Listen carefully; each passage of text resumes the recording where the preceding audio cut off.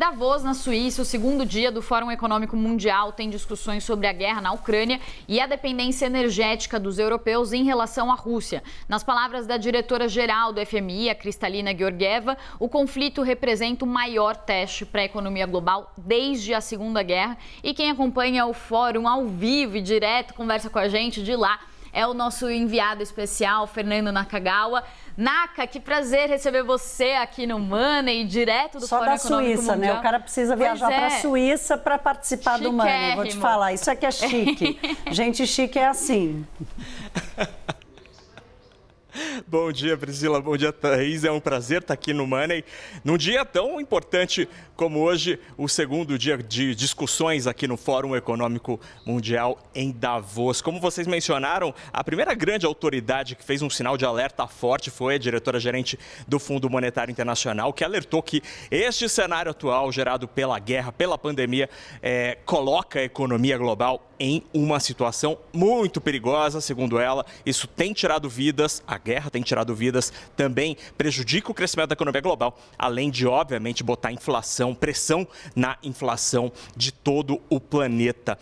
Além disso, a gente teve dois painéis muito importantes agora de manhã, um sobre a situação energética. A discussão foi muito na linha de que a Europa não pode mais depender, não pode mais contar com o gás, com o petróleo da Rússia, e a discussão foi por dois caminhos. O primeiro caminho é como encontrar fornecedores de curto prazo, e aí alguns países apareceram ali, por exemplo, o Azerbaijão como sendo uma possibilidade, ainda que, obviamente, muito menor fornecedor do que a Rússia. E outro caminho indicado foi a aceleração da transição verde para as energias verdes. Outro debate super interessante agora cedo foi sobre a globalização e os riscos que a pandemia, governos populistas têm colocado sobre a globalização e o risco de desglobalização. E aí os painelistas ali, por exemplo, um executivo da Procter & Gamble, presidente aqui da Procter & Gamble na Europa, indicou que talvez o futuro seja a regionalização das cadeias de produção, para que o planeta não fique tão dependente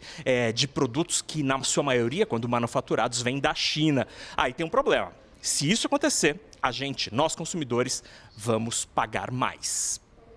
Naka, eu queria te perguntar exatamente sobre o debate sobre a desglobalização. Tem alguma expectativa para o discurso do Klaus Schwab? E eu queria te ouvir também sobre a agenda do ministro Paulo Guedes, que está representando o Brasil aí no fórum. Klaus Schwab, que é o fundador aqui do Fórum, já fez um discurso na abertura, Thaís, em que ele reafirmou os valores da globalização, que está no DNA desse negocinho aqui do Fórum Econômico Mundial, que se reúne já há quase 50 anos. A globalização, efetivamente, é um dos valores principais de Davos e continua assim. Por isso, esse risco de desglobalização assombra Davos. É possível falar isso. Sobre o ministro Paulo Guedes, ele começa a agenda de eventos e participações hoje, às 2h da tarde no horário de Brasília, Thaís. Ele encontra com o co-presidente da General Atlantic, que é um grande fundo de venture capital, de investimento em startups, em empresas de menor porte. Além disso, a partir das 15h no horário de Brasília, ele participa do jantar promovido pelo banco BTG Pactual. Amanhã, a agenda continua de Paulo Guedes. Ele participa de um painel sobre ESG aqui no Fórum, também participa de um almoço promovido pelo Itaú Unibanco, e na quarta-feira ele continua aqui, participa de um painel sobre dívida pública, que tem crescido muito ao longo dos últimos meses e trimestres. O ministro Paulo Guedes, Thaís, vai tentar vender a ideia de que o Brasil é um bom lugar para o investimento estrangeiro, mas vamos lembrar que o Brasil tem uma série de problemas. A nossa inflação, como você muito bem destacou no começo, na abertura do Money, é maior do que de outros países, quando a gente se compara com o G20, emergentes, e o nosso crescimento esperado para esse ano é bem inferior à média global. Os nossos números não são bons. Paulo Guedes tem essa missão. Não sei se vai ser fácil convencer os estrangeiros por aqui. Pois é, Naka, no meio desse turbilhão global, com guerra, pandemia, né, parece que o assunto da desglobalização vai roubar um pouco a pauta, enfraquecer essas pautas de ESG. Inclusive, o Brasil pode sofrer no meio disso com essa aversão ao risco aumentando no mundo e tirando o fluxo de emergentes, né?